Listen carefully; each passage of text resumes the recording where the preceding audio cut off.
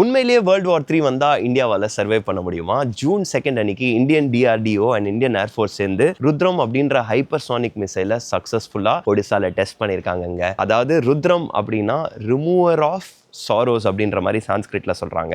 அதாவது ஒருத்தங்களுடைய பாதையில் ஆப்ஸ்டக்கல் இருந்தால் அதை அழிக்கக்கூடிய சக்தி தான் இந்த ருத்ரம். ஸோ இதோடைய ஸ்பீடு பார்த்தீங்கன்னா மேக் 5.5 அப்படின்ற மாதிரி சொல்கிறாங்க. அதாவது 6800 km/h ஸ்பீடில் ட்ராவல் பண்ண முடியும். இந்த டெஸ்ட்டை வந்து இவங்க சுகாய் 30 MKI அப்படின்ற ஃபைட்டர் ஜெட் மூலியமாக தான் பண்ணியிருக்காங்க. அண்ட் ரஃபேல் மூலியமாக அடுத்து டெஸ்ட் பண்ணுவாங்கன்ற மாதிரியும் சொல்கிறாங்க. ஸோ இப்போ இந்த ருத்ரம்ங்கிறது எப்படி ஒர்க் ஆகுங்கிறத நான் உங்களுக்கு சொல்லிடுறேன். இதை வந்து பேசிக்காக சீட் மிஷன்ஸ்க்காக யூஸ் பண்ணுவாங்க. சீட்னா suppression of enemy air defence systems. அதாவது ஒரு கண்ட்ரியும் இன்னொரு கண்ட்ரியும் பார்டர் ஷேர் பண்ணும். இப்போ இவங்க 2 பேருக்குள்ள வார் அப்படின்னு வச்சுக்கோங்களேன். இவங்களுக்கு ஏர் டிஃபென்ஸ் சிஸ்டம்ஸ் பேஸ் இருக்கும். ஸோ இந்த பேஸில் வந்து ரேடாஸ் இருக்கும். இந்த ரேடாஸ் வந்து ஏர்லேருந்து சர்ஃபேஸ்க்கு ஏதாவது அட்டாக் வரப்போகுதுங்கிற த்ரெட்டை ரேடியேஷன் மூலியமாக கண்டுபிடிச்சி அதுக்கு கவுண்டர் அட்டாக்கை இவங்க ரெடி பண்ணி அந்த மிசைலை அடிச்சிருவாங்க. ஸோ இப்படி தான் ஒர்க் ஆகும். ஸோ இப்போ இந்த ருத்ரம் என்ன பண்ணுது அப்படின்னா, இதோடைய நேச்சரே வந்து பாசிவ் ஹோமிங் ஹெட் அப்படின்னு சொல்கிறாங்க. அதாவது இது வந்து எந்தவித ரேடியேஷனும் எமிட் பண்ணாமல் அந்த ரேடரில் டிடெக்டே ஆகாமல் அதால் போயிட்டு எனிமி பேஸை அட்டாக் பண்ண முடியும் அப்படிங்கிறது தான் இதோடைய ஸ்பெஷாலிட்டி.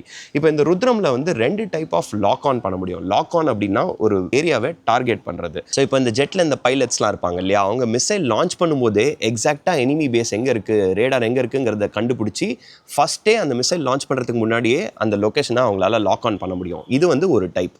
சில டைம்ஸ் அந்த லொக்கேஷன் கரெக்டாக கண்டுபிடிக்க முடியல, அது குத்து மதிப்பாக தான் தெரியும், எங்கே இங்கேயா அங்கேயா அப்படின்னு தெரியாத போது அந்த பைலட் வந்து மிசைலை லான்ச் பண்ணி முடிச்சதுக்கப்புறமா ஆன் த வேலையே அவங்க வந்து அந்த லொக்கேஷன் எங்கே இருக்குங்கிறத ஐடென்டிஃபை பண்ணி அதை நோக்கி லாக் ஆன் பண்ண முடியுங்க. ஸோ இது மூலியமாக அந்த பைலட்டுக்கு வந்து ஸ்பேஸ் இருக்குது டு லாஸ்ட் மினிட்ல கூட லாக் ஆன் பண்ணுறதுக்கு. So accuracy will be a little மோருங்க இதில். ஸோ இப்போ இந்த ருத்ரம் மிசைலுடைய ரேஞ்ச் பார்த்தீங்கன்னா 300 கிலோமீட்டர்ஸுங்க. அதாவது 300 கிலோமீட்டர்ஸ் தூரத்துலேருந்தே உங்களால் அட்டாக் பண்ண முடியும்.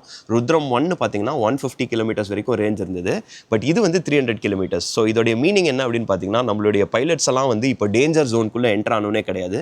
தூரத்துலேருந்தே அவங்களால இந்த மிசைலை லான்ச் பண்ணிவிட்டு சேஃபாக வெளியே வந்துட முடியும். ஸோ இப்போ இந்த ருத்ரம் 2 உடைய இன்னொரு பெரிய அட்வான்டேஜ் என்ன அப்படின்னு பார்த்தீங்கன்னா, நிறையா வார்லாம் நடக்கும்போது இந்த எனிமி ஏர் டிஃபென்ஸ் சிஸ்டம்லாம் வந்து அவங்களுக்கு ஏதோ ஒரு த்ரெட் வருது, ஒரு மிசைல் வந்து அவங்களை அட்டாக் பண்ண போகுது அப்படின்னு அவங்க கண்டுபிடிச்சிட்டாங்கன்னா அந்த ரேடாஸை ஆஃப் பண்ணிடுவாங்க. அதாவது this is called going dark.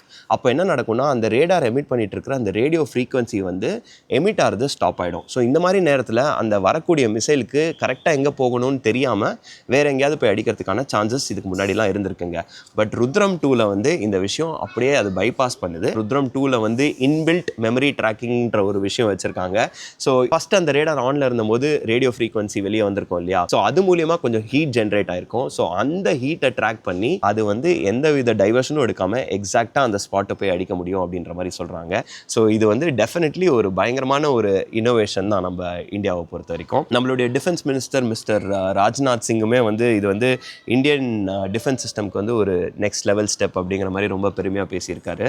And நம்மளுக்குமே இதை பார்க்கும்போது சரி, இந்தியா வந்து எல்லாத்துக்கும் ப்ரிப்பேர்டாக இருக்காங்க அப்படின்ற ஒரு சந்தோஷம் ஒரு சைடில் இருக்குது.